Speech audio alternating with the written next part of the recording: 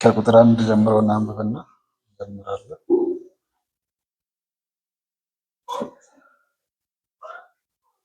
ወንድሞች ሆይ አንድ ሰው በኃጢአት ውስጥ ገብቶ ቢገኝ መንፈሳውያን የሆናችሁ እናንተ በገርነት ልትመልሱት ይገባል። ነገር ግን አንተም እንዳትፈተን ራስህን ጠብቅ። አንዱ የሌላውን ከባድ ሸክም ይሸከም፣ በዚህም ሁኔታ የክርስቶስን ሕግ ትፈጽማላችሁ። አንድ ሰው ምንም ባይሆን ትልቅ የሆነ ቢመስለው ራሱን ያታልላል። አንድ ሰው ምንም ሳይሆን ትልቅ የሆነ ቢመስለው ራሱን ያታልላል። እያንዳንዱ የራሱን ተግባር ይመርምር። ከዚያም በኋላ ከሌላ ሰው ጋር ራሱን ሳያወዳደር ስለ ራሱ የሚመካበትን ያገኛል። እያንዳንዱ የራሱን ሸክም ሊሸከም ይገባዋል። ማንም ቃሉን የሚማር መልካም የሆነውን ነገር ሁሉ ከመምህሩ ጋር ይካፈል። አትታለሉ፣ እግዚአብሔር አይዘበትበትም። ሰው የሚዘራውን ያንኑ ያጭዳል። ስጋዊ ምኞቱን ለማርካት የሚዘራ ከስጋ ጥፋትን ያጭዳል። መንፈስን ለማስደሰት የሚዘራ ግን ከመንፈስ የዘላለምን ሕይወት ያጭዳል። በጎ ነገር ለማድረግ አንታክት። ተስፋ ካልቆረጥን ጊዜው ሲደርስ መከሩን እናጭዳለን። ስለዚህ እድሉ ካለን ለሰው ሁሉ በተለይም ለእምነት ቤተሰቦች መልካም እናድርግ። እግዚአብሔር አምላካችን እንዲያስተምር እንጸልያለን። በሰማያት የምትኖር ቅዱስ አባታችን አምላካችን ሆይ እስካሁን ድረስ ከኛ ጋር ስለነበርክ በዚህ ቀን አንተ እንድናመልክ እዚህ እንድንሆን ስለፈቀድክ እናመሰግናለን። አሁንም ባለን በቃል ሰዓት እግዚአብሔር አንተ እንድትገጽጸን እንድታስተምረን ልመናችንን እናቀርባለን በኢየሱስ ክርስቶስ ስም። ባለፈው ሳምንት ምዕራፍ 5 ከ21 ጀምሮ ተመልክተን ነበር። በዛም የስጋ እና የመንፈስ ፍሬዎች ዲፍረንሱን ጳውሎስ እየተናገረም ነበር። ሰዎች በክርስቶስ ኢየሱስ አምኖ የጸደቁ ሰዎች በምን አይነት ሁኔታ ነው መኖር ያለባቸው የሚለውን ከምዕራፍ 5 ቁጥር 13 ጀምሮ ነበር የተመለከትነው። ስለዚህ የስጋ ስራና የመንፈስ ስራ ብሎ ጳውሎስ የተናገረውን ክርስቲያኖች በክርስቶስ ኢየሱስ ከጸደቁ በኋላ በምን ሁኔታ መመላለስ እንዳለባቸው የሚናገረውን ፓርት በዛ ያጠቃልላል። ስለዚህ አንድ ሰው በክርስቶስ ኢየሱስ አምኖ የጸደቀ ሰው በቤተ ክርስቲያን ውስጥ በሚመላለስበት ጊዜ ወይም ያንን ነፃነቱን ደግሞ በምን አይነት መንገድ መጠቀም እንዳለበት ጳውሎስ መመሪያ ይሰጣል። ምዕራፍ 5ን ሲጀምር በዛ ነፃነታቸው መጋደል እንዳለባቸው እና ያንን ነፃነት ለምንም ሁኔታ አሳልፎ መስጠት እንደሌለባቸው ተናግሮ ነበር የጀመረው። ያንን ነፃነት ግን እግዚአብሔር ነፃ ያወጣን በነፃነት እንድንኖር ነው እንጂ አሁንም ለስጋዊ ምኞታችን አሳልፈን ሰጥተን ለስጋዊ ምኞታችን ባሪያ እንዳንሆን ይናገራል። ስለዚህ አሁንም ጳውሎስ ምዕራፍ 6 ላይ በቤተ ክርስቲያን ባለንበት ጊዜ ከወንድሞች ጋር ባለን ሁኔታ እንዴት መመላለስ እንዳለብን በደንብ አድርጎ ያሳየናል። ስለዚህ በቤተ ክርስቲያን ያሉ ወንድሞች ሲወድቁ፣ በኃጢአትም ሲወድቁ ምን አይነት ሪስፖንስ ነው ሊኖረን የሚገባው፣ የራሳችንም ህይወት ስንመለከት ምን አይነት ሁኔታ ነው የሚያስፈልገን፣ ከዛም ውጭ አገልጋዮችን ስለማገዝ እንደዚህ ያለ በቤተ ክርስቲያን በአጠቃላይ በቸርች ውስጥ ምን አይነት ህይወትን ሰው መኖር እንዳለበት እያሳየ ይቀጥላል። ስለዚህ እግዚአብሔር በዚህ ውስጥ ያስቀመጠውን ነገር እያንዳንዱን ቁጥር እያየን እንመለከታለን። ቁጥር 1 ወንድሞች ሆይ አንድ ሰው በኃጢአት ውስጥ ገብቶ ቢገኝ መንፈሳውያን የሆናችሁ እናንተ በገርነት ልትመልሱት ይገባል። ነገር ግን አንተም እንዳትፈተን ራስህን ጠብቅ ይላል ጳውሎስ። ከላይ እንግዲህ የኃጢአት ባህሪዎች ወይም የስጋ ባህሪዎች ብሎ የዘረዘራቸው አሉ። ቁጥር 19 ላይ የስጋ ስራዎች ግልጽ ናቸው፣ ይኸውም ዝሙት፣ ርኩሰት፣ መዳራት እያለ የዘረዘራቸው አሉ። ስለዚህ ያ ነገር ግን በቤተክርስቲያን ሊሆን የማይችል እውነታ አድርጎ ጳውሎስ አያስብም። ይህን ለምንድን ነው የምትለው ካልን ምዕራፍ 6ን ሲጀምር ወንድሞች ሆይ ብሎ ነው የጀመረው። ቤተክርስቲያን ሌላ ቦታ ላይ ደግሞ ልጆች ሆይ ብሎም የገላትያ ቤተክርስቲያን አማኞችን አቅርቦም ነው የሚመለከተው። ራሱም ነው የተከለው። የቻለውን ያህል እግዚአብሔር የረዳውን ያህል ኮምፓሽን ለእነዚህ ሰዎች እያሳየ ነው። ምንም ያክል አንዳንድ አጸያፊ ድርጊት ቢኖራቸውም ማለትም ወንጌልን ትተው ሌሎች ነገሮችን ወደ ማምለክ ቢሄዱ አሁንም ኮምፓሽኔት እንደሆነና ለእነሱ እንደሚያስብ ይናገራል። ራሱ እንደሚያስብ እንመለከታለን። ከዛ ምክሩ ግን አንድ ሰው በኃጢአት ውስጥ ገብቶ ቢገኝ መንፈሳውያን የሆናችሁ እናንተ በገርነት ልትመልሱ ይገባል ይላል። ስለዚህ ኢምፖሲብል አይደለም። ቤተክርስቲያን ውስጥ አንድ ወንድም በኃጢአት ውስጥ ሊወድቅ ይችላል። ከላይ ምዕራፍ 5:19 ላይ የዘረዘርናቸው አይነት ኃጢአቶች ውስጥ የስጋ ስራዎች ላይ ሊወድቅ ይችላል። ያ ሊሆን ማይችል እውነታ አይደለም። ያንን በደንብ እንረዳለን ብዬ አስባለሁ። ነገር ግን እንደዚህ አይነት ሁኔታዎች ላይ ሰው ሲገኙ ምን አይነት ምላሽ ነው ቤተክርስቲያን ልትሰጥ የሚገባው? አንድ ሁለተኛው ወንድሞች ምን አይነት ምላሽ ነው ሊሰጡ የሚገባው እርስ በርስ ባላቸው ግንኙነት? ያንን ነው ጳውሎስ እዚህ ጋር እያነሳም ያለው፣ ያንን ያስጠነቅቃል። ይህን ለምን ያደርጋል ሲባል ወደታች እየሄድን እናያለን። ግን ይህን አርጉ የሚለው ነገር አንደኛው መጨረሻ ላይ ያለው ነገር አለ። ልትመልሱት ይገባል ይላል ጳውሎስ። አንድ ሰው በኃጢአት ቢወድቅ ከእግዚአብሔር መንገድ ከእግዚአብሔር ሕግ ወጥቶ ቢሆን ካለ ያ ሰው መመለስ አለበት። ስለዚህ የእግዚአብሔር ፈቃድ አይደለም በዛ ኃጢአት ውስጥ አንድ ሰው እስከ መጨረሻው ድረስ እንዲሆን። ምክንያቱም በዛ ኃጢአት ጸንቶ የሚቆምና በዛው የሚቀጥልም ከሆነ ያ የእግዚአብሔር መንገድ በመንፈስ የሚመላለስ ሰው አኗኗር ስላልሆነ ቁጥር 16 ላይ ምዕራፍ 5 ላይ በመንፈስ ኑሩ ላለው አለ። ስለዚህ የመንፈስ ኑሮ እንደዛ አይደለም ብለን ያንን ሰው ለመመለስ መትጋት አለበት። የመጀመሪያው በኃጢአት የወደቀ ሰው በቤተ ክርስቲያን ውስጥ ካለ ሊመለስ ይገባል። ያንን ደግሞ መመለስ ሪስፖንሲቢሊቲ የሚወስደው አንዱ ሰው በኃጢአት ውስጥ ገብቶ ቢገኝ መንፈሳውያን የሆናችሁ ይላል። ማን ነው ይህ ሪስፖንሲቢሊቲ የሚሸከመው? ከኃጢአት ያንን ወንድም የመመለስን ሪስፖንሲቢሊቲ መሸከም ያለበት ሲባል ጳውሎስ ሳብጀክቱን ያነሳል።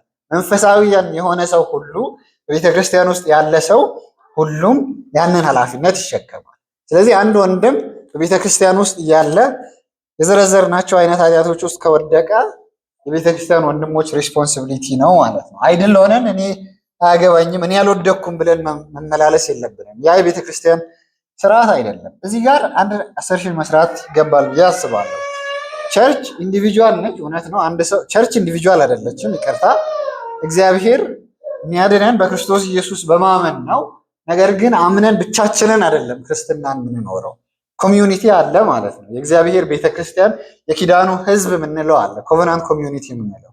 ስለዚህ በዛ ውስጥ ስንኖር አንዱ የአንዱን ሸክም መሸከም አለባችሁ ይላል በታችኛው ቁጥር። አንዱ ሌላው መገሰጽ አለበት ይላል። የአንዱ ህመም የሌላው ህመም።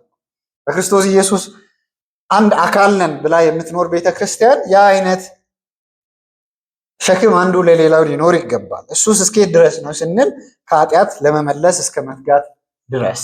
ስለዚህ መንፈሳዊያን የሆናችሁ ማንን ከተባለ በክርስቶስ ኢየሱስ አምነው በቤተ ክርስቲያን ውስጥ ያሉ ወንድሞች ሁሉም መንፈሳዊያን ናቸው።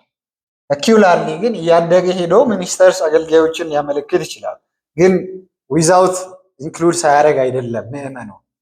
ስለዚህ አገልጋዮቹን እያደገ ሪስፖንሲቢሊቲ እያደገ ነው የሚመጣው እንጂ ምዕመኑ ሳይሆን አገልጋዮች ናቸው የሚባል አይደለም እዚህ ጋር እየሰራ ያለው። ስለዚህ ጳውሎስ ምንድን ነው የሚመክረን ሲባል አንድ ወንድም የሆነ ኃጢአት ላይ ሲወድቅ ዝም ማለት የለብንም፣ መጸለይ አለብን፣ ማሰብ አለብን ስለዛ ወንድም።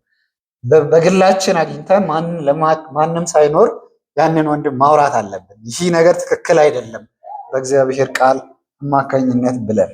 ነገር ግን ያንን የምናደርግበትን መንገድ ደግሞ ጳውሎስ ይናገራል። ለምንድን ነው ይህን የሚናገረው ሲባል እንዴት እናድርግ? ይህንን የመመለሱን ሂደት ዓላማው መመለስ ነው። ወንድማችን አንድ ሰው በቤተክርስቲያን ያለ ወንድማችን ያለበት ሁኔታ ኃጢአት ነው። ከዛ መመለስ አለብን። እንዴት መመለስ እንዳለብን ሲናገር ዊዝ ጀንትልነስ ይላል፣ ገርነት። ስለዚህ ሳማው አሮጋንት ሆነን ለማሸነፍ የምናደርገው ነገር አይደለም ማለት ነው። ለዛ ሰው ከማሰብ አንጻር ነው ይህንን ነገር የምናደርገው። ምን ማለት ነው? ጀንትልነስን ማሳየት አለብን። አንድ ሰው ሲናገር ይህ ጀንትልነስን ማናሳይ ከሆነ ኮሬክሽኑ ጀንትልነስ የሌለው ከሆነ መንፈሳዊ አቢዩዝ ወደ መሆን ይሄዳል ይላል። አንዳንዴ አንተ ኃጢአትን ሰርተሃል ተመለስ አይነት ኦርደር አይደረግም። ያው ጥሩ ነው እንደዛ፣ ግን ለዛ ሰው ከማሰብ አንጻር ጥሩ ነው። በዛ ካልም የሆነ መንገድም ማስረዳት ተገቢ ነው። ሰዎች ያው ወዲያው ፕሮቮክ ስለሚያደርጉ አንድ፣ ሁለተኛ ደግሞ የእኛም ፕራይድፉል ስለሆነ አንዳንዴ ሰዎችን ዲስፕሩቭ ማድረግ ደስ ይላል አይደል? የሆነ ሰው ዊን ማድረግ እንደዚህ አይነት ነገር ላይ ከዛ በተለይ ሰው ወድቆ ሲታይ ያንን ኃጢአተኝነቱን በቀላሉ ፕሩፍ ማድረግ ስለሚቻል በእግዚአብሔር ቃል ሰው ያ አይነት ትዕቢት አለ፣ ከታችም እንመጣለን። ስለዚህ ገርነት ማሳየት አለብን። ገርነት ከላይ በመንፈስ ፍሬዎች ውስጥ አንዱ ነው። ያንን ጳውሎስ ሲዘረዝር ነበር ምዕራፍ 5:22 ጀምሮ ባለው ክፍል። ስለዚህ በዛ መንገድ ነው አንድ ሰውን ለመመለስ መትጋት ያለብን። ኮሬክት ስናደርግ ኮሬክሽን ዊዛውት ጀንትልነስ ቢካም ስፒሪቹዋል አቢዩዝ ይላል። ስለዚህ የሆነም ቶርቸር የምናደርግበት መንገድም አይደለም። ሞርን ልናደርግለት ይገባል። ያንን ሰው ልንጸልይለት ይገባል። እግዚአብሔር ልቡን ደግሞ እንዲከፍት። አንዳንድ ሰው በእርግጥ በስህተት በዛ አይነት ኃጢአት ውስጥ ወድቆ ጊልቲ የሚሰማውም ሰው ሊሆን ይችላል። ያንን ሰው ደግሞ እግዚአብሔር በክርስቶስ ኢየሱስ ይቀበልሃል ንስሐ እውነትም ገብተህ ከሆነ ብለን የወንጌልን ተስፋ ልንናገርም ይገባል። ኢዘር ወይ ጀንትልነስ ያስፈልጋል ነው በኃጢአት ውስጥ የወደቀን ሰው። ነገር ግን እዚህ ውስጥ መጠንቀቅ ያለብን ነገሮች አሉ። ነገር ግን አንተም እንዳትፈተን ራስህን ጠብቅ ይላል። አንተም እንዳትፈተን ራስህን ጠብቅ ጳውሎስ እያለ ያለው አንድ ሰው የወደቀበት ኃጢአት አንተም እንዳታረግ ነው ወይስ ያ በመመለስ ሂደት ውስጥ ገርነትን ማሳየት ባለብን ሂደት ውስጥ ያንን ሰው በመመለስ ሂደት ውስጥ እኔ ኃጢአትን እንዳላረግ ሌሎች ኃጢአቶችን እኔ እንዳላረግ ነው ጳውሎስ እየጠየቀ ያለው ብለን እንጠይቅ ይሆናል። እዚህ ውስጥ ብዙ ነገሮች ኦፕሽኖች ይኖራሉ። አንደኛው ለምሳሌ በተመሳሳይ ኃጢአት እኛ ልንወድቅ እንችላለን፣ ተመሳሳይ ወንድማችን የወደቀበት ኃጢአት። ሁለተኛው ደግሞ ፕራይድሊ ኮሬክት ለማድረግ ስንል ሌላ ኃጢአት ውስጥ እኛም ልንገባ እንችላለን። ያንን ሰው እናስተካክል በት ትዕቢታችንን በዛ ውስጥ ልናንጸባርቅ እንችላለን። ኦልቲሜትሊ ለእግዚአብሔርና ያንን ሰው ነፍስ ከማዳን በላይ የራሳችንን ፕራይድ ማንጸባረቂያም ልናደርግ እንችላለን። ይህንን ካልቪንም ማቴዎነሪም ተመሳሳይ ነገር ነው የሚሉት።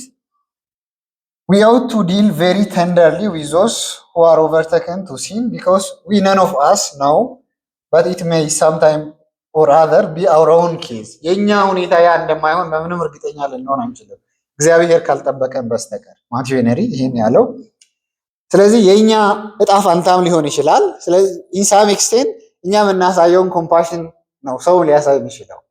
በቤተ ክርስቲያን ያለው ወንድሞች ርህራሄን ማሳየት እና ጀንትል በሆነ መንገድ አክሰፕት ማድረግ። ካልቪን as we acknowledge that we are liable to sin, we are willing to grant that forgiveness to others which in our turn we expect will be extended to us ይላል። ስለዚህ የሆነ ጊዜ ለሰው ያሳየነው ነገር ለኛ ተመልሶም የሚመጣ እውነታ ስለሆነ ይላል።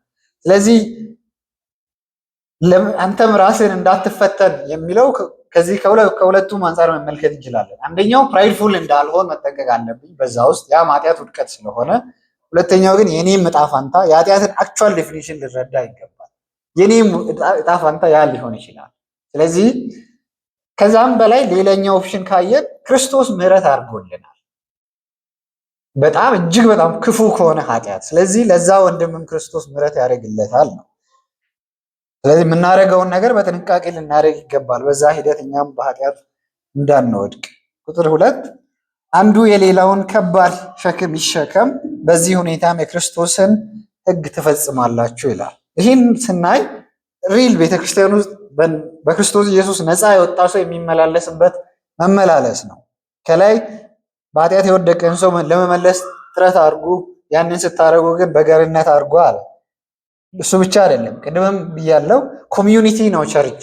አንድ ኢንዲቪጁዋል ቆሞ እኔ ቸርች ነኝ ብሎ የጌታ እራት መውሰድ አይችልም። ቤት ውስጥ ኢቭን ልጆቹና ሚስቱንም ሰብስቦ እንደዛ ማድረግ መብት የለውም።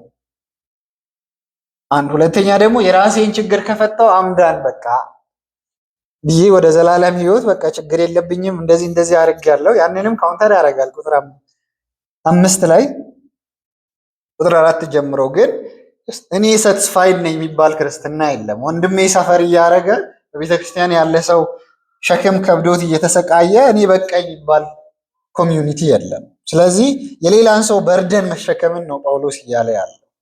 እዚህ ውስጥ አንዱ የሌላውን ከባድ ሸክም ይሸከም፣ በዚህ ሁኔታ የክርስቶስን ሕግ ትፈጽማላችሁ። ምንድን ነው እያለ ያለው ጳውሎስ እንድንሸከም እየጠየቀ ያለው? ከኮንቴክስቱ አንጻር ከተመለከተን ቁጥር 1 ላይ ያለው ነገር በኃጢአት ውስጥ ገብተው የሚገኙ ወንድሞችን ነው አይደል? ስለዚህ የነሱ ሸክም ነው መሸከምን ነው እየመከረም ያለው ብለን ማሰብ እንችላለን። ቃሉም እንደዛ ነው ብዬ አስባለሁ። አንዱ የሌላውን ከባድ ሸክም ይሸከም። ሰዎች እያንዳንዳችን የየራሳችን ፈተና አለ አይደል? መንፈሳዊ ደካማነታችንም ሊሆን ይችላል፣ ኃጢአትም ይሆናል። ሞራል ፌዴሬቲዎች ብዙ አሉ በህይወታችን። ከዛ ደግሞ ከዚህ ውጭ ከኃጢአት ደካማነት ውጭ በስራም በገንዘብም በተለያዩ ነገሮች ሶሻል የሆኑ አስፔክቶችን ብዙ ይኖራሉ። በእነሱም ነው ተሸክመን የሌሎቻችንን ሸክም ተሸክመን መሄድ ምንችለው፣ ፍቅርን ማሳየት ምንችለው። ምክንያቱም በኋላ ላይ ይህንን በማድረግ ነው የክርስቶስን ህግ ትፈጽማላችሁ ያለው። የክርስቶስ ህግ ማለት ፍቅር ነው። ያንን ዮሐንስ ምዕራፍ 13 ቁጥር 34 ላይ መመልከት እንችላለን። ዮሐንስ ምዕራፍ 13 ቁጥር 34 ቁጥር 33 ጀምሮ እንደዚህ ይላል፣ ልጆች ሆይ ከእናንተ ጋር የምቆየው ለጥቂት ጊዜ ነው። እናንተም ትፈልጉኛላችሁ። ለአይሁድ እኔ ወደሚሄደው ልትመጡ አትችሉም እንዳልኋቸው አሁንም ለእናንተ ይህንን እላለሁ። ቁጥር 34 አዲስ ትእዛዝ እሰጣችኋለሁ፣ ይኸውም እርስ በርሳችሁ እንድትዋደዱ ነው። እንግዲህ እኔ እንደወደድኋችሁ እናንተም እርስ በርሳችሁ ተዋደዱ ይላል። የክርስቶስ ህግ ያ ነው ብለን ማሰብ እንችላለን። ትክክልም ነው። ከዚህ በፊት ቁጥር 14 ላይ ህግ ሁሉ በአንድ ቃል ተጠቃሏል። ምዕራፍ 5 ላይ ገላትያው ላይ ህግ ሁሉ በአንድ ቃል ተጠቃሏል፣ ይኸውም ባልንጀራን እንደራስ ውደድ የሚል ነው ይላል። ስለዚህ የክርስቶስ ህግ ባልንጀራን እንደራስ ውደድ የሚል ነው። በቤተክርስቲያን ባለንም ጊዜ መዋደድ እንዳለብን ነው ጳውሎስ ዲፋይን እያደረገ የመጣው። ከዛ የተነሳ ነው አንዱ የሌላም ሸክም ይሸከም ብሎ ጳውሎስም እየመከረም ያለው።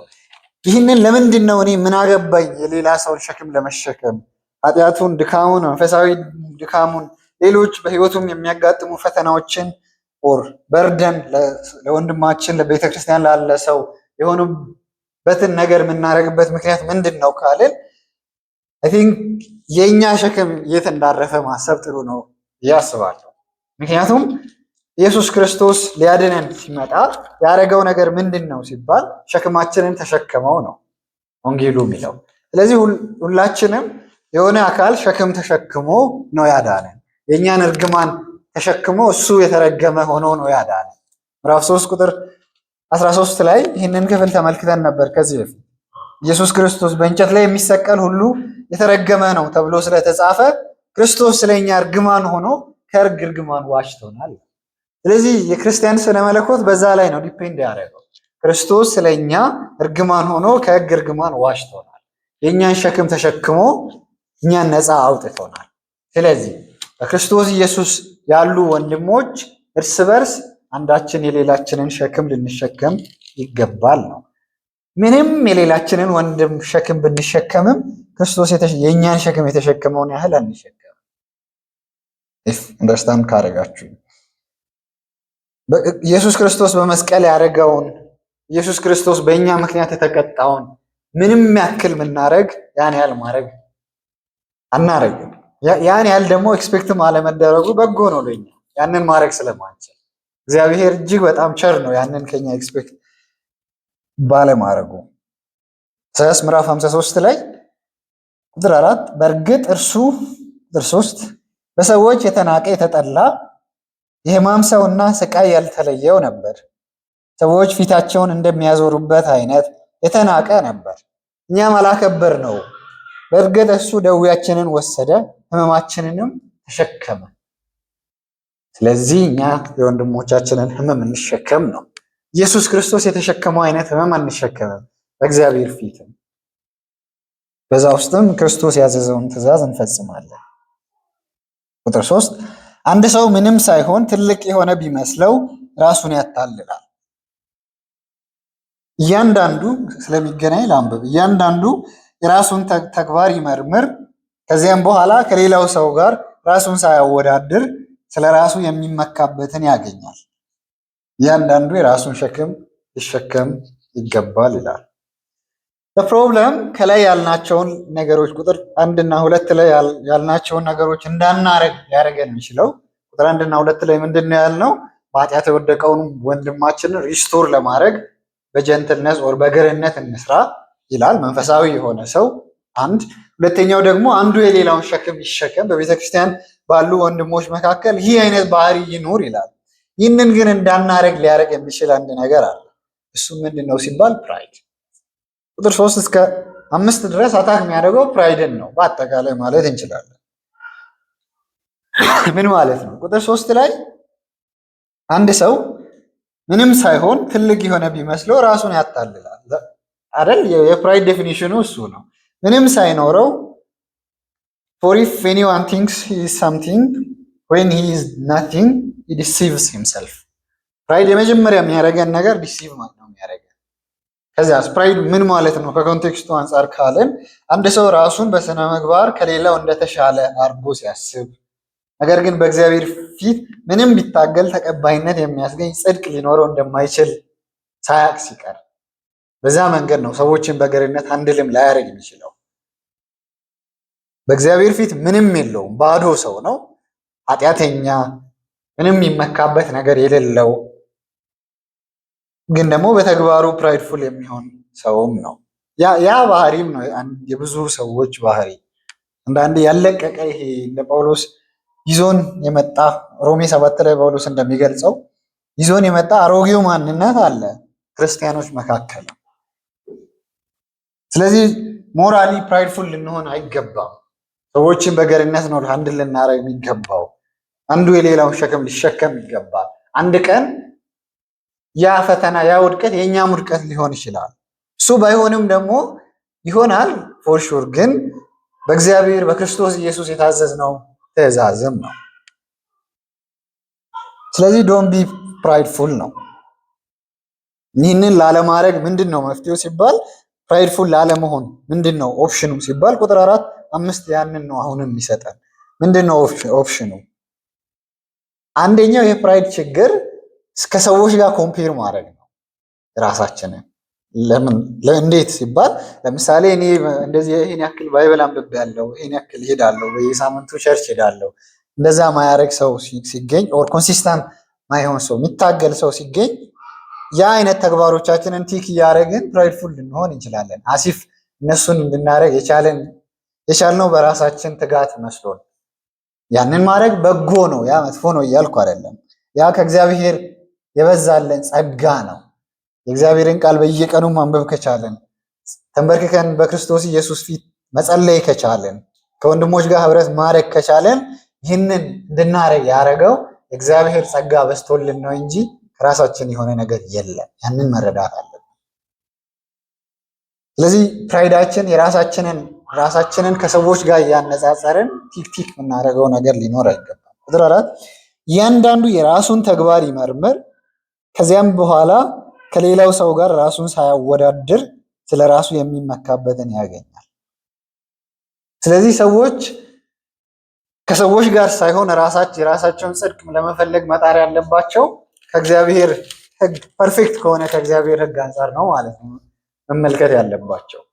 ስለዚህ ከማንም ጋር በእግዚአብሔር ፊት በሕጉ አማካኝነት ነው ራሳችንን መገምገም ያለብን እንጂ ከሰዎች ጋር አይደለም። እሱ አይሄድም እኔ ሄዳለሁ አምጉድ፣ እሱ እንደዚህ አያደርግም እኔ እንደዚህ አደርጋለሁ አምጉድ። እንደዛ አይደረግም። ምክንያቱም በራሳችን የምንመካበት ምንም ነገር ሊኖረን አይችልም። በእግዚአብሔር ሕግ ኢቫሉዌት የምናደርግ ከሆነ በእግዚአብሔር ጽድቅ መሰረት እኛን የምንመለከት ከሆነ አይ ዶንት ቲንክ አንዴ ቲክ የምናደርጋት ነገር ትኖራለች ከእግዚአብሔር ጸጋ ውጭ ማለት ነው። ሌሎች ክፍሎች ላይም መጽሐፍ ቅዱስ ላይ እንደዚህ አይነት ነገሮችን እንዳናደርግ ጳውሎስ ይመክራል። ለምሳሌ ፊልጵስዩስ ምዕራፍ 2 ቁጥር 3 ላይ ስለ ሂዩሚሊቲ ሲናገር የክርስቶስ ኢየሱስ ትሕትና ይኖራችሁ ብሎም ሲናገር ተመሳሳይ ነገርን ያነሳል ጳውሎስ። ቁጥር 1 ጀምሮ ከክርስቶስ ጋር ካላችሁ አንድነት የተነሳ የትኛውም መበረታታት፣ ከፍቅር የሆነ መጽናናት፣ የመንፈስ ህብረት፣ ምሕረት፣ ርኅራኄ ካላችሁ በአንድ ሐሳብ፣ በአንድ ፍቅር፣ በአንድ መንፈስና በአንድ ዓላማ በመሆን ደስታዬን ፍጹም አድርጉልኝ። ቁጥር 3 ሌሎች ከእናንተ እንደሚሻሉ በትህትና ቁጠሩ እንጂ በራስ ወዳድነት ምኞት ወይም ከንቱ ውዳሴ ለማግኘት አንዳች አታድርጉ። ለዚህ ሰዎች አንዳንዴ ፕራይድፉል ኦር የራሳቸውን ሬፒቲሽን በሰዎች ዘንድ እንዲታይላቸው ሲፈልጉ ያልሆኑትን ሪያሊቲ ያወራሉ። የእግዚአብሔር ቃል ግን በእግዚአብሔር ፊት ሀምብል እንድንሆን እና ከእግዚአብሔር ሕግ አንጻር ራሳችንን ኢቫሉዌት እንድናደርግ ነው የሚመክረን። በእግዚአብሔር ፊት ሌሎች ሰዎችን በገርነት እንዳንይዝ የሚያደርግ ነገር ሲገኝ የሌሎችን ሸክም እንዳንሸከም ትዕቢታችን ሊያደርግ ይችላል። ያ አይነት ሰርከምስታንስ ውስጥ ስንኖር ራሳችንን በእግዚአብሔር ፊት ማስቀመጥ ያስፈልጋል። ኦር ከዛ ሰው አንጻር የተሻልኩ ነኝ ብሎ ማሰብ ተገቢ አይደለም። ስለዚህ ከሰው ጋር ራሳችንን ኮምፔር ማድረግ የለብንም። ስፔሻሊ ስለ እግዚአብሔር ነገር በአጠቃላይ። ስለዚህ በማይሳሳተው በእግዚአብሔር ሕግ መሰረት ነው ራሳችንን ልንደኝ የሚገባው። ከዛ ውጭ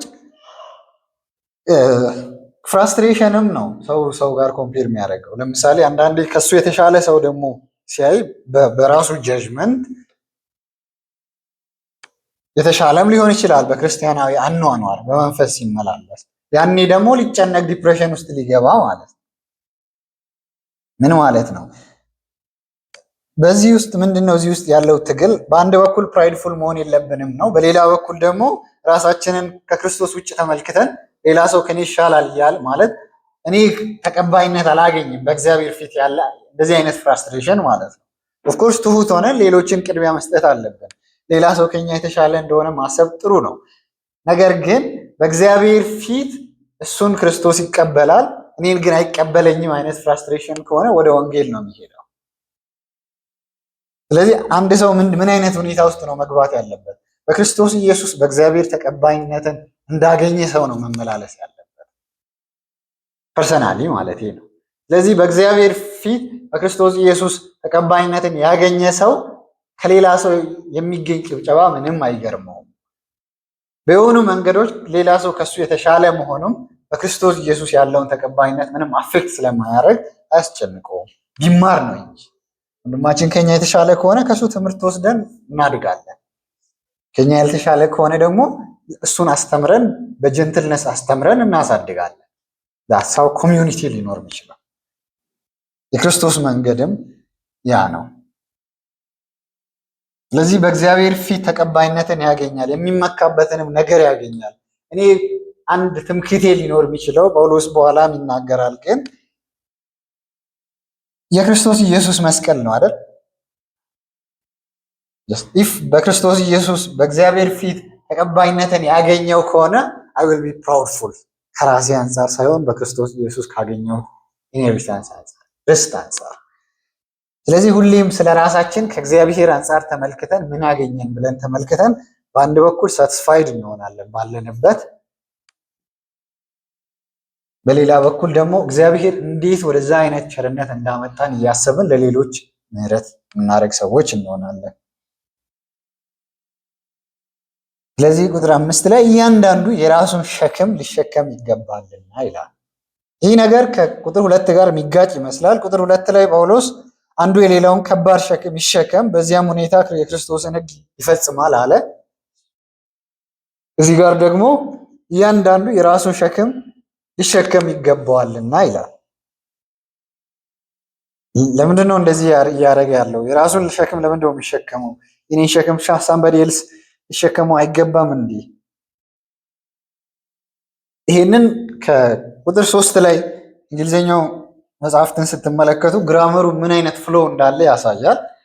ቁጥር 3 ሲጀምር bear one another's burden so fulfill the law of Christ።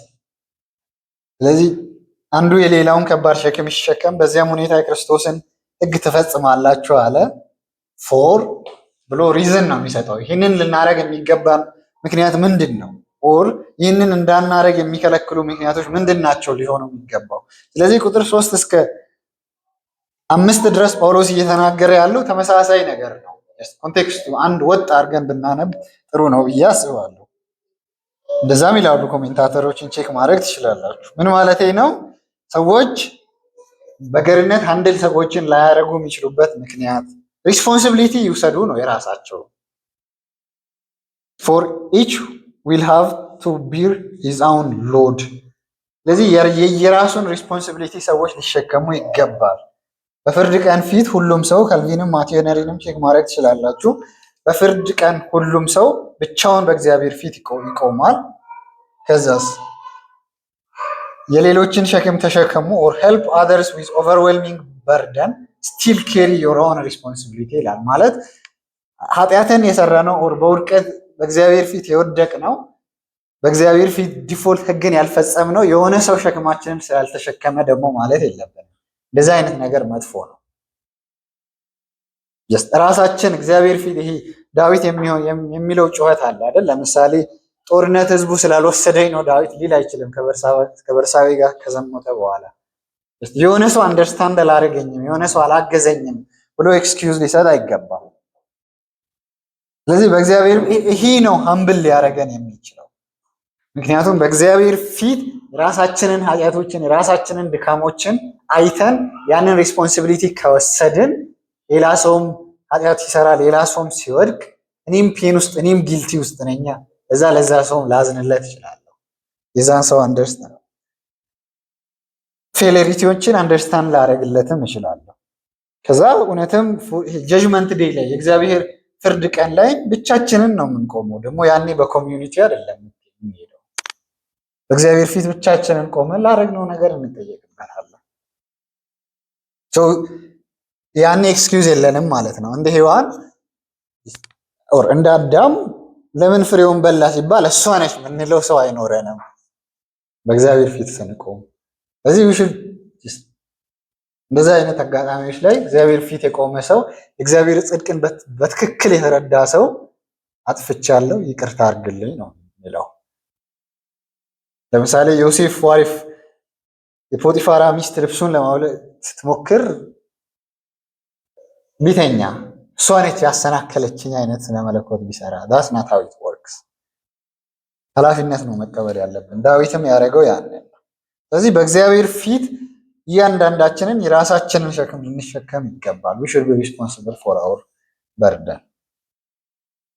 ኢዘር ወይ ነው የሚሄደው ነው በቃ እኔ የራሴን ሸክም እሸከማለሁ ኮሚዩኒቲ ውስጥ አልገባም አይባልም ነው that's not how it works። ከዛስ ኮሚዩኒቲ ውስጥ ነኝ የራሴን ደግሞ ሸክም አልሸከምም እንደዛም አይደረግም። ለምሳሌ አንዳንዴ ሰዎች በቸርች ውስጥ ለመዳን ይታገላሉ አይደል? ቸርች ነች ድነታቸውን የምትሸከመው so he is free ምንም የሆነ ነገር ይጠጣል የሆነ ነገር ያደርጋል ቸርች ያደረገችውን ነገር ያደርግና ተረፈ። እንደዛም አይሆንም። ቸርች የማንንም ድነት አትሸከምም። ግን ደግሞ ያለ ቸርችም ደግሞ ፐርሰናሊ ድናለው ማለት እኔ በቃ ቤት ውስጥ መጽሐፍ ቅዱሴን ያነባለው እጸልያለሁ በዛ መንገድ ክርስቶስን ፐርሲው አደርጋለሁ that's not how it works። ቤተክርስቲያን የክርስቶስን ጸጋ የምንካፈልበት መንገድ ነች። የድነትን ወንጌል በደንብ አድርጋ ተሰብካለች። በየጊዜውም የክርስቶስን ቁጥር 6 ላይ ይላል ቃሉን ታስተምራለች። የቃሉን እውነት ያስተምራሉ አገልጋዮች በቤተክርስቲያን የሚያገለግሉ። ነገር ግን በፍርድ ፊት ኢንዲቪጁዋሊ ያገለገሉት ነገር ይጠየቃሉ። ግን አንድ ሰው አንዳንዴ እንደዛም ይፈጠራል። እኔ ፓስተሬ ነው እንደዚህ ያደረገኝ አይነት ስነ መለኮት በእግዚአብሔር ፊት ሄደን እንደዛ ማለት አይቻልም። ቴክ ሪስፖንሲቢሊቲ ነው። የራሳችሁ ባርደን ተሸከሙ። ያው ባላንሱን እንዳትስቱ ብዬ ነው። ኮሚዩኒቲም አለ ፐርሰናል ሪስፖንሲቢሊቲም አለ። ቁጥር 6 ማንም ቃሉን የሚማር መልካም ነገር ሁሉ ከመምህሩ ጋር ይካፈል ይላል ጳውሎስ። በአጠቃላይ ቁጥር 1 እስከ 10 ድረስ የሚያደርገው ነገር በቤተክርስቲያን ውስጥ እንዴት መመላለስ እንዳለብን ነው። እስካሁን ድረስ ያየነው ኮንቴክስት ወጥ ነው። ቁጥር 1 እስከ 5 ማጠቃለያ ከሰራን የወንድሞቻችንን ሸክም ልንሸከም ይገባል። ሁሉም ጀነራል አድርገን እናስበው። በሚያስፈልጋቸው ነገር ሁሉ በድካማቸውም በደስታቸውም ብቻ በሚያስፈልጋቸውን ነገር ሁሉ መሸከም አለብን። ያንን የምናደርግበት መንገድ እኛም ከዛ የምንተርፍ አይነት ሰዎች ስላልሆንን ነው። ስለዚህ ይሄን ልላችሁ እፈልጋለሁ። በቤተክርስቲያን ውስጥ አንዳችን የአንዳችንን ሸክም ልንሸከም ይገባል። ያንን ግን ልንረዳ የምንችለው ቁጥር 6 እስከ 10 ሌላ አይነት አይዲያ ስለሚያመጣ ነው እዚህ ጋር የተመለስኩት። አንድ ሰው ሸክም እንዳለበት ሌላ ሰው ማወቅ የሚችለው ማለት how do you know እኔ እየተቸገርኩ በአንድ ነገር እንደሆንኩ or እናንተ እየተቸገራችሁ የሆነ ነገር ላይ እንደሆንኩ ምችለው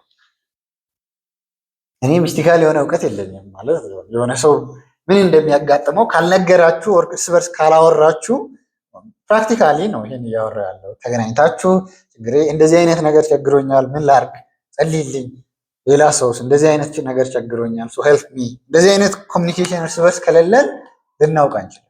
አንዳችን የሌላችንን ሸክም።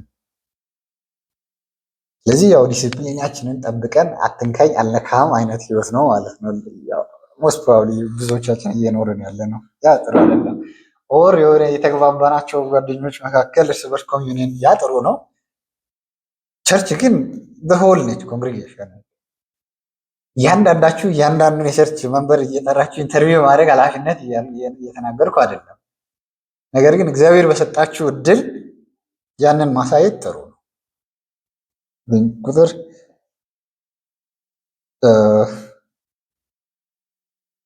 9 ላይ ስንደርስ እንመለከታለን። ብቻ ኦፖርቹኒቲዎችንም ይሰጣል እግዚአብሔር። ስትቸገሩ ሌሎች ወንድሞች ጋር ማውራት፣ ሌሎች ወንድሞች ሲቸገሩ እናንተ ሄዳችሁ ማውራት።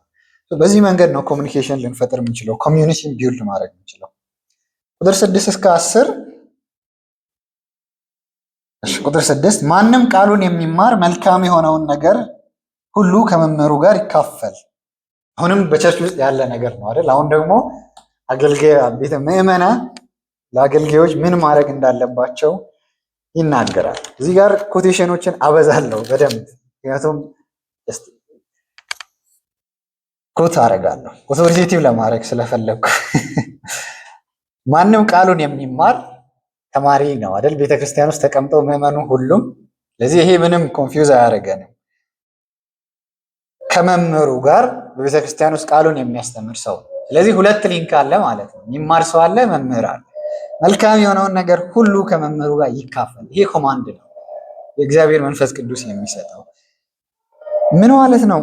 እዚህ ጋር ግን ኦኬ በጣም ቀላል ለማድረግ መልካም የሆነውን ነገር ምንድን ነው? መልካም የሆነው ነገር ሁሉንም ቼክ ለማድረግ ያው ጥቅሱ ጥንቃቄ የሚፈልግም ስለመሰለኝ ቼክ ለማድረግ ሞክሬያለሁ። ፋይናንሻል ማቴሪያል ነገር ነው የሚያወራው ነው ጳውሎስ ብሎ የሚተረጉሙት። ስለዚህ በቤተ ክርስቲያን ውስጥ መንፈሳዊ የሆነ በነፊት የሚያገኝ ሰው፣ ያንን የሚቀበል ሰው፣ ያንን ሪስፖንሲቢሊቲ ወስዶ መንፈሳዊ የሆነውን በነፊት ለምዕመኑ የሚሰጠውን ሰው ማቴሪያል በሆነ መንገድ ሊያግዝ ይገባል። ፋይናንሻሊ ማቴሪያል የሆነውን ነገር ሙሉ በሙሉ ማሰብ ትችላላችሁ። ከዛ ሁለተኛ ጢሞቴዎስ ምዕራፍ 2 ላይ አንድ ጥቅስ አለ።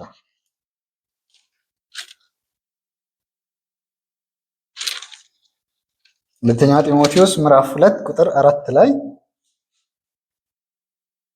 ቁጥር 3 እንደ ክርስቶስ ኢየሱስ በጎ ወታደር ከኛ ጋር መከራን ተቀበል። ቁጥር 1 ጀምሮ እንግዲህ ልጄ ሆይ፣ ጳውሎስ ነው ለጢሞቴዎስ ይሄንን እያለ ያለው። እንግዲህ ልጄ ሆይ አንተ በክርስቶስ ኢየሱስ ባለው ጸጋ በርታ፣ በብዙ ምስክር ፊት ከኔ የሰማኸውን ሌሎችን ለማስተማር ብቃት ላላቸው ለታመኑ ሰዎች አደራ ስጥ። ለማስተማር ብቃት ላላቸው እንደ ክርስቶስ ኢየሱስ በጎ ወታደር ከኛ ጋር መከራን ተቀበል። ለውትድርና የሚያገለግል ሰው አዛዡን ለማስደሰት ይጥራል እንጂ በሌላ ስራ ራሱን አያጠላልፍም። እንደዚሁም በውትድርና የሚሳተፍ ነው ሰው የውድድሩን ሕግ ጠብቆ ካልተወዳደረ በውድድር የሚሳተፍ ሰው የውድድሩን ሕግ ጠብቆ ካልተወዳደረ የድሉን አክሊል አያገኝም። እኔ የምፈልገው ቁጥር 4 ነው። በውትድርና የሚያገለግል ሰው አዛዡን ለማስደሰት ይጥራል እንጂ በሌላ ስራ ራሱን አያጠላልፍም። ምንድን ነው ጳውሎስ ከላይ እያለ ያለው? ለጢሞቴዎስ ይህንን ሁን እያለ ያለው ኪውላርሊ ስለ ኮንግሪጌሽን ላይ አባል ሆኖ ስለመገኘት አይደለም።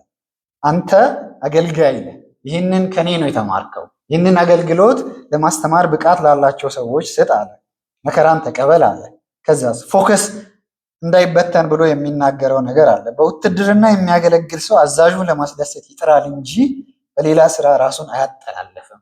ስለዚህ ቢዚ ሆነው የተለያዩ ታስኮችን አንድ ላይ አያደርግም። ሚሊተሪ ላይ ሁላችንም እናውቃለን። አይ ዶንት ቲንክ ሚሊተሪ ሰዎች ሌላ ታስክ ያደርጋሉ የሚል እምነት የለኝም። ሲጀመር ቦታውም አይፈቅድላቸውም። ማቲው ሄነሪ ይህን ከዚህ ጋር ያገናኘዋል ጥቅሱን። ስለዚህ ፍሪሊ ኤንድ ቺርፉሊ ቱ ኮንትሪቢዩት ኦፍ ጉድ ቲንግ with which God has blessed them ብሎ ይጠቀልላል። እመለሳለሁ። የካልቪንም ቁጣ እዚህ ጋር ኮት አደርጋለሁ በደንብ። ምን ማለት ነው ግን ይሄኛው ፋይናንሻል ነገር ነው የሚያወራው ብለናል።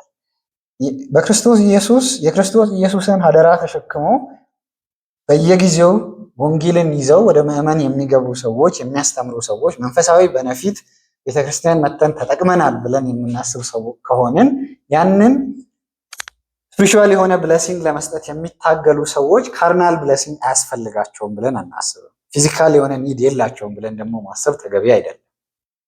አንድ ሰው ሰኞ እስከ ቅዳሜ ድረስ ፋይናንሻል ስራዎች ላይ ኢንቨስት አድርጎ ጊዜውን መጥቶ እሁድ ዕለት በሰንበት እረፍት መንፈሳዊ የሆነውን በረከት እንዲያገኝ ቤተክርስቲያን የሚያገለግሉ የሚመሩ ሰዎች ይለፋሉ።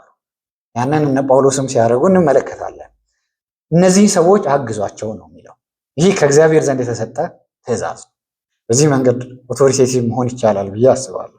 ስለዚህ አንዳንዴ ቀጥሎ የሚመጣቸው 7 እስከ 10 ላይ በጣም አስደንግጦ ነበር ኮሜንታተርስን ስንመለከት።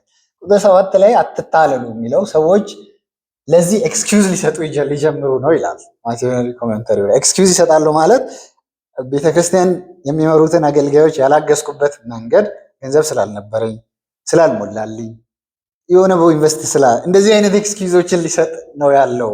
ለዚህ አትታለሉ፣ እግዚአብሔር አይሸወድም። ያ አገልጋይ አያይም መቼም ፊገር አውት ሊያደርግ አይችልም። ፋይናንሻል ስቴተስ የቸርች ምዕመናን ሪሰርች እያደረገ ጊዜውን አያጠፋም። መጽሐፍ ቅዱስን አንብቦ ማስተማር ነው፣ ሌላ ስራ የለው። ግን እግዚአብሔር ያውቃል ነው። አትታለሉ፣ እግዚአብሔር አይዘበትበትም የሚለው ጥቅስ ከዚህ ጋር የተያያዘ ነው ይላል።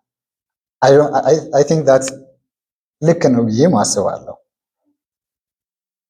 ስለዚህ ከኛ የሚጠበቀው ምንድን ነው? እግዚአብሔር በሰጠን ነገር የኛ የሆነው ነገር የቤተ ክርስቲያንም ነው አንዳንዴ ብለን ማሰብ አለብን። ያ ማለት ንብረታችሁን በቤተ ክርስቲያን ስም አስመዝግቡ እያልኩም አይደለም። ዲያቆናት ጋር መታችሁ ይህን ያህል ንብረት አለኝ ብላችሁ ዳስ ናት ሃው ኢት ወርክስ። ግን የእውነት የእግዚአብሔር ቃልን መንፈሳዊ በነፊትን እያገኘን ነው የሚለው ሰው የሚል አካል የመንፈሳዊ በነፊት ሚኒንጉ ምን ያክል ትልቅ እንደሆነ ከተረዳ ያለውን ነገር ሼር ለማድረግ ሄዚቴት የሚያደርግ አይደለም። ስለዚህ ሳማው ይህን በነ ካልቪን ቋንቋ ነው የሚያምረው፣ ግን ጎስፕልን ሪጋርድ አለማድረግ ነው ይላል ካልቪን። እስከዛ ድረስ ነው ፑሽ የሚያደርገው። ወንጌልን በትክክል ኢንጆይ አለማድረግም ነው ኦር ቫሊዩ አለማድረግም ነው ይላል።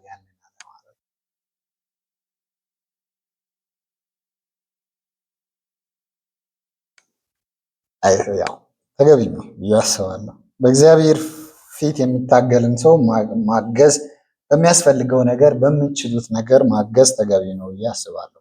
ጳውሎስ እኮ ድንኳን ይሰፋ ነበር የሚል አርጊውመንት ይቀርባል። እሱን ለማሰብም ቼክ ለማድረግም አስቤያለሁ። አይ ዶንት ቲንክ አድካሚ ነው። ቀኑን ሙሉ አስተምሮ ማታ ድንኳን ሰፍቶ ቀኑን ሙሉ አስተምሮ ማታ ድንኳን ሰፍቶ መኖሩን ምርጫው ስለሆነ ሳይሆን ሰዎች ፕራይድፉል ስለሆኑ ነው እንደዛ ያደረገው ብዬ አስባለሁ። ማለት ሰዎች የሆነ ገንዘብን ሰጠን ስለዚህ ዊዲዲት አይነት ሰዎች ናቸው። ምድራዊ ነገር ሲሆን እኮ ችግር የለባቸውም። የኦርቶዶክስ ቤተክርስቲያን ግራውንድ ፕላስ 10 ህንፃ እየገነባች ነበር እና አንድ ያለፍኩ ስሰማ ገንዘብ ከየት እንደሚመጣ አላውቅም። ያው ትረዱኛለ ፕሪሰፖዝ እያደረጋችሁኝ ስሙ። ግን ጳውሎስ ቀላል ስለሆነበት አይመስለኝም እንደዛ እያደረገ ያለው። ያ ማድረግ ሰኞ እስከ ዓርብ እያስተማረ ማታ ማታ ድንኳን እየሰፋ ያ ኖርማል ስለሆነ አይደለም። ሰዎች ሀቢት ስለሌላቸው ከዛ የሆነ ነገር አደረግን ብለው ትምክህተኛ ስለሆነ እኛ አይደል እንደ እንደዚህ ያደረግ ነው እኛ አይደል እንደ ብሎ ስለሚያስወሩት ያንን በርደን ጳውሎስ መሸከም አይፈልግም። የት ግን ጠንክሮ መስራትን ኢንካሬጅ ያደርጋል። ያ ተገቢ አይደለም እያልኩ አይደለም። አገልጋይ መስራት የለበትም እያልኩ አይደለም በፍጹም። ግን አንዳንዴ የሚሰራው የቸርቿ ምዕመን ኃላፊነት ስለማይወስድ ሊሆን ይችላል። ያንን አስቡ ሪስፖንሲብል ስላልሆኑ እና ኮንሺየስሊ የጳውሎስን በርደን ከላይ በርደን እኮ ተሸከሙ ይላል እርስ በርስ። የእሱን በርደንስ ማን ይሸከምልን? ጥያቄ ገብቷቸዋል አይሆን። ስለዚህ የሚሸከምለትን አካል ስላጣ ሊሆን ይችላል ጳውሎስ ያንን እየለፋ ያለ የተሸከሙለትን አካላት እኮ ደግሞ ያመሰግናል በስም እየጠቀሰ እንደዚህ ያደረጉልኝ እያለ። ያ ማለት ይሄ ቫልዩ ሴት ማለት ነው። ጀስት ሳሙኤል ስላጣ ነው እንጂ ስለዚህ እንዳይመስላችሁ ጀስት ሰዎች ካልቪን how disgraceful is it to defraud of their temporal support those by whom our souls are fed to require an earthly recompense to those from whom we receive heavenly benefits how disgraceful ሄዳችሁ ቶኑን በደንብ ማንበብ ትችላላችሁ። መንፈሳዊ የሆነውን ቤኔፊት የምናገኛቸውን ሰዎች ቴምፖራል የሆኑትን ሰፖርት አለማድረግ እጅግ በጣም ዲስግሬስፉል የሚለውን እንዴት ልግለጽ?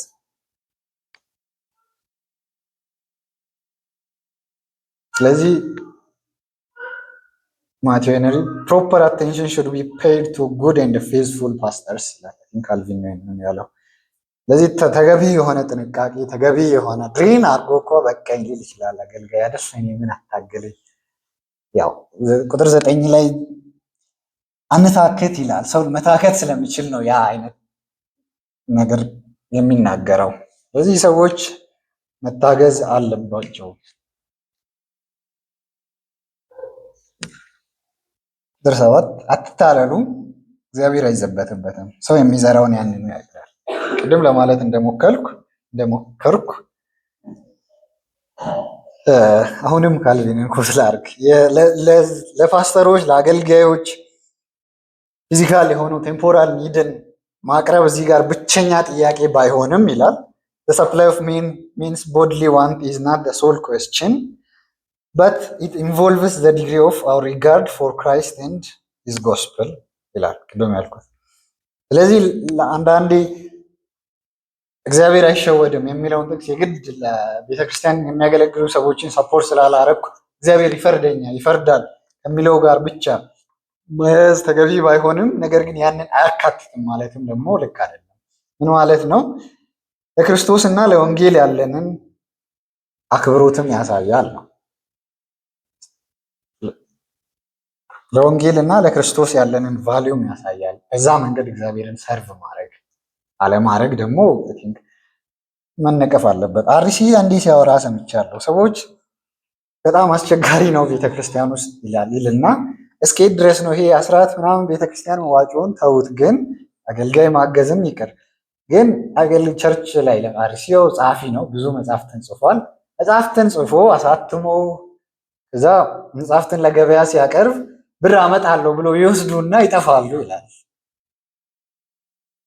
እንግዲህ ሆሊነስ ኦፍ ጋድ ለማንበብ ወስዳችሁ በዛው ስጠዋስ ብሩን ሳታ ከዛ ደስ ይላል ደግሞ መጽሐፉ አምን ብላችሁ ስትመጡ የእግዚአብሔር ቅድስና እኮ ነው። ከዛ የእግዚአብሔር ቅድስናን አለመረዳት ነው። ያው አንብባችሁም አልተረዳችሁም። ብሩ ስትከፍሉ ተረድታችሁ ይሆናል። ምንም ሲምፕል ነው። ያኔ ያ አደጋ ነው ይላል። ሰዎች ያን ያህል አደገኞች ናቸው ብሎ ያወራል። ይዋሻሉ ብሎ ነው የሚያስበው። ሆሊነስ ኦፍ ጋድ ነው መጽሐፉ መሰለኝ። ስለዚህ እንደዚህ አይነት ተግባሮችን በቤተ ክርስቲያን ውስጥ ላናደርግ የምንችላቸው ብዙ ኤክስኪውዞች አሉ። ክርስቶስ ግን እኛን ሊያድነን ምንም ኤክስኪውዝ አልሰጠንም።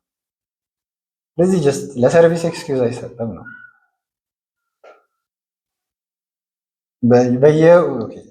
በየእሑዱ አገልጋይ ኤክስኪውዝ እየሰጠ ሰንበትን ጃምፕ ያደረገ ቢመጣ ምንድን ነው ምዕመኑ ምን ይላል? ጀነራል አድርግ ምን ይላል? በዚህ ሳምንት እሑድ አልተመቸኝም፣ ኔክስት እሑድ እንገናኛለን። ኤክስኪውዝ አይጠፋም አይደል? ለየትኛውም ሰው ያንን ነው እያደረገን ያለ ነው። ጋድ ነው ደግሞ እግዚአብሔር ነው ያንን የሚያውቀው። አናታለል እግዚአብሔር በዛ ፕሪንሲፕል ያስቀምጣል። ሰው የሚዘራውን ያንን ያጭዳል። እንዴት ነው የሚያጭደው? ቁጥር 8 ይሄ ፕሪንሲፕል ነው። አሁን እዚህ ጋር ልጨነቅ እችላለሁ። በክርስቶስ ኢየሱስ ቁጥር 8 እና 9 ይችላለሁ። ስጋዊ ምኞቱን ለማርካት የሚዘራ ከስጋ ጥፋትን ያጭዳል። መንፈስን ለማስደሰት የሚዘራ ከመንፈስ የዘላለም ሕይወትን ያጭዳል። ቲንክ ስጋዊ ምኞትን ለማርካት የሚዘራ ከአሁን ድረስ አስፋራስ ኦር ኮሜንታተርንም ቼክ ማድረግ ትችላላችሁ። ከመጣው ኮንቴክስት አሁንም ውጭ አይደለም። ራስ ወዳድነትንም ነው እዚህ ጋር ልናስቀምጥ የምንችለው። ቅድምም ስጋዊ ምኞት ብሎ እየገለጸ ያለውም ፕራይድ መሆን ነው፣ አገልግሎትን መተው ነው። ይሄ ወደ ራስ ብቻ መመልከት፣ የኔ ብቻ አቺቭመንት አይነት ነገር ማለት አልቲሜትሊ በኮሚዩኒቲ ውስጥ ሆነን ፐርሰናል ነገሮችን ብቻ ኢንፈሲስ መስጠት ራስ ወዳድነት ስጋዊ ምኞት ነው። ያንን በደንብ መጥቀስ እንችላለን። ይሄው ቁጥር 20 ላይ ጣዖትን ማምለክ፣ ሟርት፣ ጥላቻ፣ ጠብ፣ ቅናት፣ ቁጣ፣ ራስ ወዳድነት እያለ ይጠቅሳል። ስለዚህ ሳማው የቸርች ሰርቪስን ላለማድረግ መታገል፣ ለዛም ብዙ ምክንያቶችን መስጠት ማለትም ስጋዊ ምኞት የሆኑ ነገሮችን ፕራዮሪታይዝ ማድረግ አዘይንድ ከስጋ ጥፋትን ያጭዳል። ይሄ ሰብትል ነገሩ ሪዝን መስጠታችን አይቀርም ማለት እኔ ለስጋዊ ምኞት አይደለማ ይህንን ያረኩት የሚል አይነት ኤክስኪውዝ መስጠቱ አይቀርም። እኔም ስጋዊ ምኞት ነው ያረጋችሁት ልል አልችልም። እግዚአብሔር ግን ያደርጋል። ስለዚህ እኔ እዚች ጋር ይሄን ስታረጉ ይሄ ቅጣት፣ ይሄን ስታረጉ ይሄ ቅጣት ማለት አልችልም። ግን እግዚአብሔር ለስጋዊ ምኞት ሰው ያረገውን ነገር ለመንፈሳዊ ነገር ካረገው ነገር የመለየት ካፓሲቲ አለው። እሱ ነፍስን የመመርመር አቅም አለውና እዚህ ሳማው ዊ ሹድ ቢ ኮንሺየስ ሁል ጊዜም በእግዚአብሔር ፊት ለዛ ነው ይሄን የምታደርጉ ከሆነ ይሄ ይጠብቃችኋል ማለት ማልችለው የህጉን አክቹዋል ሌቨሉን አንደርስታንድ ላደርግ ስለማልችል ግን ስጋዊ ምኞት ኦር ፐርሰናል የሆኑ ስጋዊ ምኞት ብሎ የተጠቀሱ ነገሮች አሉ። እነሱን ለማርካት ራስ ወዳድነት ከሆነ ያንን ማድረግበት ምክንያት እግዚአብሔር በሱ ይፈርዳል። ተቃራኒውም አለ። ግን መንፈስን ለማስደሰት የሚዘራ ግን ከመንፈስ የዘላለም ህይወትን ያጭዳል። ስለዚህ ሁለቱም የየራሳቸው ክፍያዎች አሉ ነው። እግዚአብሔር አይዘበትም፣ ለሰራው ለእያንዳንዱ እንደ ስራው ይከፍላል። ቁጥር 8 ላይ ግን ኮንትሮቨርሻል የሆኑ ነገሮችን ልናነሳ እንችላለን። ከመንፈስ የዘላለም ህይወትን ያጭዳል፣ መንፈስን ለማስደሰት የሚዘራ።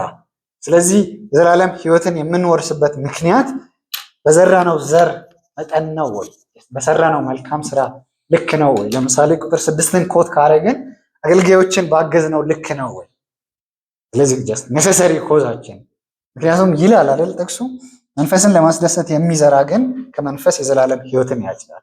ስለዚህ አገልጋዮችን ለማገዝ የሚለውን ከሆነ የመንፈስ ቅዱስ መዝራት እዚህ ኮንቴክስት ላይ የመጣው ኦር ከላይ እርስ በርስ ደግሞ አንዱ የአንዱን በርደን መሸከም ከሆነ ኃጢአትም ሊሆን ይችላል። ያ ከሆነ ታዲያ በስራ መዳን አይደል እንዴ ብሎ እንደዚህ አይነት ጥቅሶች ይመጣሉ። የካልቪን ኮሜንተሪ ሁሉንም ኮት ጽፌ ነው ይዤው ነው የመጣው። ኢዝ ሞር ኮምፕሊት ሶሉሽን ኦፍ ኮስችን ማለትም ፐርፎርም በማድረግ ነው ወይ ብሎ ጥያቄ አንድ ሰው ሊያነሳ ይችላል። ያንን 4 ፖይንቶችን ካልቪን ያነሳል። ቶሎ ብዬ አራቱንም ለማንሳት ሞክራለሁ። በእግዚአብሔር ፊት we have no good work which God reward but those which we derive from his grace። በእግዚአብሔር ፊት ለምሳሌ አገልጋዮችን ማገዝም ቢሆን ከላይ ወንድሞቻችንን በርደን ምትንሸከም ቢሆንም ያንን ልብ እግዚአብሔር በጸጋው ነው ለኛ የፈጠረልን እንጂ ያንን ብቻችንን ያደረግነው ነገር የለም። አንደኛው ፖይንት ያ ነው። ስለዚህ መልካም ስራ ከእግዚአብሔር ሽልማት ሊያስገኝ የሚችል ምንም መልካም ስራ የለም ከእግዚአብሔር ጸጋ የተነሳ ያልሆነ መልካም ስራ። አንደኛው ፖይንት ያ ነው። ሁለተኛው መልካም ስራ የምናደርጋቸው ነገሮች ሁሉ በመንፈስ ቅዱስ ጋይዳንስ እና ዳይሬክሽን ነው ይላል። the good work which we perform by guidance and direction of Holy Spirit የምናደርጋቸው መልካም ስራዎች ሁሉም በመንፈስ ቅዱስ ምሪት ናቸው። እነሱ ሁሉም የልጅነታችን ፍሬዎች ናቸው ይላል። ልጅነት ደግሞ የእግዚአብሔር ነፃ ጸጋ ውጤት ነው። ካቴኪዝማችንን ማንበብ ትችላላችሁ። ካቴኪዝም ሳይሆን ምዕራፍ እዚህኛው ክፍል ላይ ልጆች ናችሁ የሚለው ጥቅስ ስብከት መስታስታውሱ ከሆነ ምዕራፍ 3 ቁጥር 26 ጀምሮ ምዕራፍ 4 ቁጥር 7 ድረስ የእግዚአብሔር ልጅ የሆንበት ምክንያት በክርስቶስ ኢየሱስ በማመናችን ነው ይላል። ስለዚህ የዛ ፍሬ ነው መልካም ስራ በህይወታችን የምናደርገው እያንዳንዱም ከሆነ ከዛስ እያንዳንዱ መልካም ስራ ላንብብላችሁ። they are not only unworthy of smallest and the most inconsiderable reward but deserve to be wholly condemned because they are always stained by many blemish and what have pollution to do with the presence of God። ይሄን አጠር አድርጌ ለመግለጽ ምንም ያክል መልካም ስራ በራሳችን እናርግ የሆነ ሰብትል የሆነ መጥፎ ነገር አለ። ስለዚህ በእግዚአብሔር ፊት ሽልማት የሚያስገኝ ሌቨል መቼም አይደርስ። ያንን ማሰብ መቻል አለብን። አራተኛው though a reward had been 1,000 times promised to works yet it is not due but by fulfilling the condition of obeying the law perfectly። ብዙ ሺህ ጊዜ ለሰራነው ስራ ሽልማት ተቀምጧል። ነገር ግን ያ ሽልማት ፐርፌክትሊ ያንን ህግን ሁሉ በመፈጸም የሚገኝ ሽልማት ነው። ያንን ማስተዋል አለ። ያንን ከማድረግ ደግሞ ምን ያክል እንደራቀን እናስተውል ይላል። ከፐርፌክሽን ምን ያክል ሩቅ እንደሆነ። ስለዚህ አንዳንዴ አንድ ጥቅስ መዘን ሙሉ ሲስተም መስራት ተገቢ አይደለም። ጳውሎስ እዚህ ጋር መንፈስን የምትዘሩ ከሆነ ከመንፈስ የዘላለም ህይወትን ታገኛላችሁ ሲል ምዕራፍ 1 2 3 4 5ን ረስቶ አይደለም። ያንን መጠንቀቅ መቻል አለብን። ነገር ግን በጎን ከማድረግ ደግሞ አንታክትም። ይሄ አሁንም ያደረኩላችሁ ስነ መለኮት የስራን ይሰብካል እንዳትሉኝም ነው። ግን በጎን ከማድረግ መታከት የለብንም። በጎ ደግሞ ሪዋርድም አለው። ብዙም ያንን መዋሸት የለም። እግዚአብሔር ቃል ኪዳን ገብቷል። ስለዚህ እግዚአብሔር መንፈስ ቅዱስ ያግዘኝ በጎን እንዳደረግ ብለን መትጋት መልካም ነው። ቁጥር 9 እና 10 በጎ ነገር ከማድረግ አንታክት፣ ተስፋ ካልቆረጥን ጊዜው ሲደርስ መከሩን እናጭዳለን። ስለዚህ እድሉ ካለን ለሰው ሁሉ በተለይም ለእምነት ቤተሰቦች መልካም እናድርግ። ክርስቶስ ኢየሱስ እንዳመነ በነፃ ጸጋ ወደ ልጅነት እንደመጣ ሰው ለሰዎች በጎ ማድረግ ተገቢ ነው። ቢቻል ለሰው ሁሉ ይላል ጳውሎስ፣ ግን ስፔሲፊክ ደግሞ ያደርጋል ለአማኝ ወንድሞች። ምን ማለት ነው? አንዳንዴ አይዲያሊ በጎ የማድረግ ፕላን አለን when we become somewhere else። የሆነ ፖለቲክስ አለ ትንሽ እሱ ውስጥም ከገባን አንወጣም። ግን አጠገባችን ያለውን አክቹዋል ወንድማችን ላይ ነው በጎነትን ማሳየት ያለብን። ጀስት የሆነ ሄደን ኦር የሆነ ጥግ ላይ ያሉ ህፃናት አሉ ኦር የሆነ ኢራን አካባቢ የተፈናቀሉ ጋዛ አሪፍ ምሳሌ ጋዛ ላይ 50 ሺህ ህፃናት ተፈናቅለዋል አይደል? እነሱ ኬር ማድረግ አይደለም ኬር ማድረግ ጥሩ ነው። ጋዛ ላይ ጥሩ አይደለም ግን እዚሁ አለ አይደል? የተፈናቀለ ብዙ ችግር እያየ ያለ ወንድም ሂፖክሪሲ ነው። ብዙ ማንነዋሽ ጋዛ ማገዝ መስሎ አይደለም ግን ያው አጠገብ ያለውን ወንድም ማገዝ ደግሞ አክቹዋል ፕሮብለም ፌስ ማድረግ። አንድ ቀን አይተን ስለማናውቃቸው ሰዎች ጨነቃለሁ ብሎ ሁል ጊዜ የምታዩትን ወንድም ኬር አለማድረግ ያ እጅግ በጣም ግብዝነት። ስለዚህ አሁን ያልኳችሁ ሩቅ ያለ ፊገር አውት ለማድረግ አትታገሉ። ሩቅ ያለ ቸርች ፈንድ ማድረግ አለ የሆነች 60-90 ላይ 100 ብር ላኩ አይነት ነገር ስለማታውቁት ኢንስቲትዩሽን የት መጥፎ አይደለም። ነገር ግን you have a friend 100 ብር or 400 ብር አቶ ቸርች ያልመጣ አይደል? ሳማው መቄዶንያን ማገዝ ጥሩ ነው፣ እጅግ በጣም ጥሩ ነው። መጥፎ እንዳታረጉኝ ቼክ ዩር ብራዘርስ ነው። ግን in addition to or even priority ማድረግም አስፈላጊ ነው። አንዳንዴ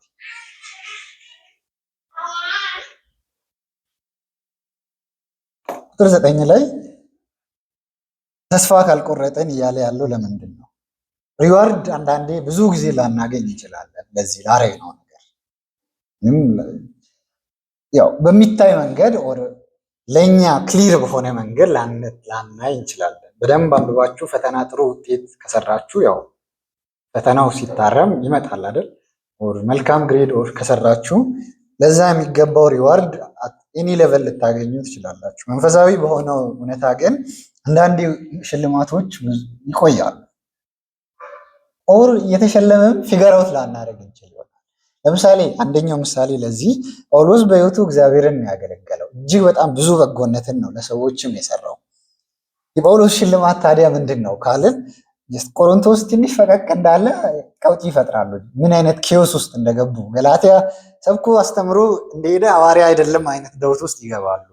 ስለዚህ የዘራው ዘር የታገለው ትግል ምንድን ነው ፍሬው ብሎ ዳውት ማድረግ ይችል ይሆናል። ግን በሕይወቱ ፍጻሜ ጳውሎስ እኔ የክብር አክሊል ይጠብቀኛል ይላል። ስለዚህ አንዳንዴ ያደረግናቸውን ነገሮች ሪዋርድ ኤክስፔክት ማድረግ ያለብን ከነገሮች ሳይሆን ከእግዚአብሔር ፕሮሚስ አንጻር ብቻ ነው መመልከት ያለብን። ያንን ኮንሽስ መሆን አስፈላጊ ነው። ሊትራሊ ጳውሎስን ብትሆኑ ያን ያህል ለፍቶ ያን ያህል ታግሎ ካጠገቡ ሰዎች መሄድ ጀመሩ። አብሮ የነበሩ ትንሣኤ ሙታን የለም አይነት ስነ መለኮት ሜክ ማድረግ ጀመሩ። ገላትያ ቤተክርስቲያን የገባችበት ሁኔታ ግልጽ ነው። ቆሮንቶስ እኔ አጵሎስ ነኝ እኔ ጳውሎስ ነኝ በህይወት እያለ እንደዛ አይነት ኬዎስ ውስጥ ገብተዋል። ኖስቲሲዝም ዶሚኔት እያደረገ ነው። ዮሐንስ የጻፉበትን ደግሞ ምክንያት ስናይ በስራ አይደለም ብሎ ታግሎ ሰብኮ በስራ ወደ ማመን ሰዎች እየመጡ ነው። ቴዎሎጂያቸውን ከጳውሎስ ስነ መለኮት አሳድገው ዋሪዝ የእሱ ሽልማት ምንድን ነው? የእሱ አክሊል ምንድን ነው ብለን እንጠይቅ ይሆናል። የእሱ አክሊል ክርስቶስ ነው። የእግዚአብሔር ደግሞ ቃል ኪዳን ነው። ለዚህ ሰርከምስታንሱን እያሰብን አይደለም በጎ ማድረግ ያለብን። በእግዚአብሔር ፊት ደስ የሚያሰኘውን ነገር ስናደርግ ኦልቲሜትሊ እግዚአብሔርን ያከብራል ወይ ብለን ነው ማድረግ ያለብን እንጂ ኢንስታንታኒየስ የሆነ ሪዋርድ እየጠበቅን ማድረግ የለብን። ክርስትና ረጅም ጉዞ ስለሆነ እግዚአብሔር አምላካችን በዚህ ጉዟችን ቢያግዘን ጸልየን እንጨርስ።